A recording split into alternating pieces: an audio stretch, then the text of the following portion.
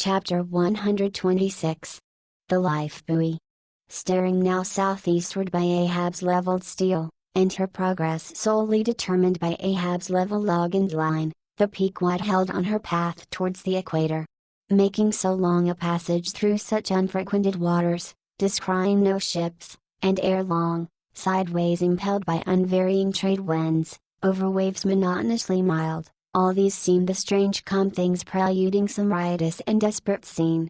At last, when the ship drew near to the outskirts as it were of the equatorial fishing ground, and in the deep darkness that goes before the dawn was sailing by a cluster of rocky islets, the watch then headed by Flask was startled by a cry so plaintively wild and unearthly, like half-articulated wailings of the ghosts of all Herod's murdered innocents, that one and all they started from their reveries, and for the space of some moments stood or sat or leaned, all transfixedly listening, like the carved Roman slave, while that wild cry remained within hearing. The Christian or civilized part of the crew said it was mermaids, and shuddered, but the pagan harpooneers remained unappalled.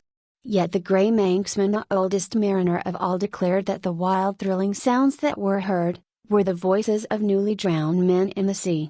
Below in his hammock, Ahab did not hear of this till grey dawn, when he came to the deck. It was then recounted to him by Flask, not unaccompanied with hinted dark meanings.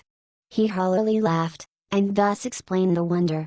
Those rocky islands the ship had passed were the resort of great numbers of seals, and some young seals that had lost their dams, or some dams that had lost their cubs, must have risen nigh the ship and kept company with her, crying and sobbing with their human sort of wail. But this only the more affected some of them, because most mariners cherish a very superstitious feeling about seals, arising not only from their peculiar tones when in distress, but also from the human look of their round heads and semi-intelligent faces, seen peeringly uprising from the water alongside in the sea. Under certain circumstances, seals have more than once been mistaken for men.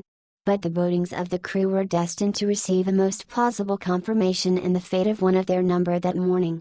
At sunrise this man went from his hammock to his masthead at the fore, and whether it was that he was not yet half waked from his sleep, for sailors sometimes go aloft in a transition state, whether it was thus with the man there is now no telling, but be that as it may, he had not been long at his perch when a cry was heard, a cry, and the rushing and looking up, they saw a falling phantom in the air, and looking down, a little tossed heap of white bubbles in the blue of the sea. The life-buoy, a long slender cask, was dropped from the stern, where it always hung obedient to a cunning spring, but no hand rose to seize it, and the sun having long beat upon this cask, it had shrunken so that it slowly filled, and that parched wood also filled at its every pore, and the studded iron-bound cask followed the sailor to the bottom as if to yield him his pillow, though in sooth but a hard one. And thus the first man of the Pequod that mounted the mast to look out for the white whale, on the white whale's own peculiar ground, that man was swallowed up in the deep. But few, perhaps, thought of that at the time. Indeed, in some sort, they were not grieved at this event, at least as a portent, for they regarded it, not as a foreshadowing of evil in the future, but as the fulfillment of an evil already presaged.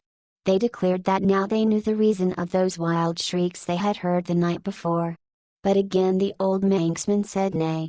The lost life-buoy was now to be replaced. Starbuck was directed to see to it, but as no cask of sufficient lightness could be found, and as in the feverish eagerness of what seemed the approaching crisis of the voyage all hands were impatient of any toil but what was directly connected with its final end, whatever that might prove to be, therefore they were going to leave the ship astern unprovided with a buoy, when by certain strange signs and innuendos Squeak hinted a hint concerning his coffin. A life-buoy of a coffin, cried Starbuck, starting.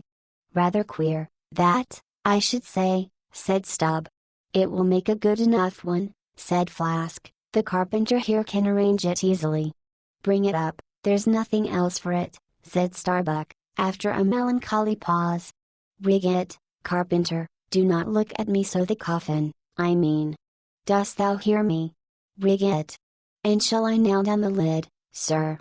Moving his hand as with a hammer. Aye. And shall I caulk the seams, sir? Moving his hand as with a caulking iron. Aye. And shall I then pay over the same with pitch, sir? Moving his hand as with a pitch pot. Away. What possesses thee to this? Make a life-buoy of the coffin, and no more. Mr. Stubb, Mr. Flask, come forward with me. He goes off in a huff. The whole he can endure, at the parts he balks. Now I don't like this. I make a leg for Captain Ahab, and he wears it like a gentleman, but I make a bandbox for Queequeg, and he won't put his head into it. Are all my pains to go for nothing with that coffin? And now I'm ordered to make a life buoy of it. It's like turning an old coat, going to bring the flesh on the other side now. I don't like this cobbling sort of business. I don't like it at all. It's undignified, it's not my place. Let tinkers' brats do tinkerings, we are their betters. I like to take in hand none but clean virgin fair and square mathematical jobs, something that regularly begins at the beginning and is at the middle when midway and comes to an end at the conclusion, not a cobbleress job that has at an end in the middle and at the beginning at the end. It's the old woman's tricks to be giving cobbling jobs. Lord! What an affection all old women have for tinkers. I know an old woman of 65 who ran away with a bald-headed young tinker once. And that's the reason I never would work for lonely widow old women ashore. When I kept my job shop in the vineyard, they might have taken it into their lonely old heads to run off with me. But hey-ho! There are no caps at sea but snow caps. Let me see. Nail down the lid, caulk the seams, pay over the same with pitch, batten them down tight, and hang it with the snap spring over the ship's stern. Were ever such things done before with the coffin? Some superstitious old carpenters, now, would be tied up in the rigging, ere they would do the job. But I'm made of knotty aroostook hemlock, I don't budge. Cruppered with a coffin. Sailing about with a graveyard tray. But never mind.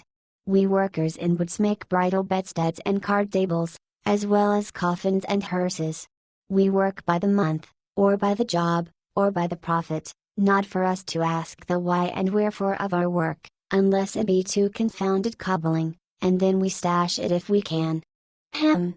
I'll do the job, now, tenderly. I'll have me, let's see how many in this ship's company, all told. But I've forgotten. Anyway, I'll have me 30 separate, Turk's-headed lifelines, each 3 feet long, hanging all round to the coffin.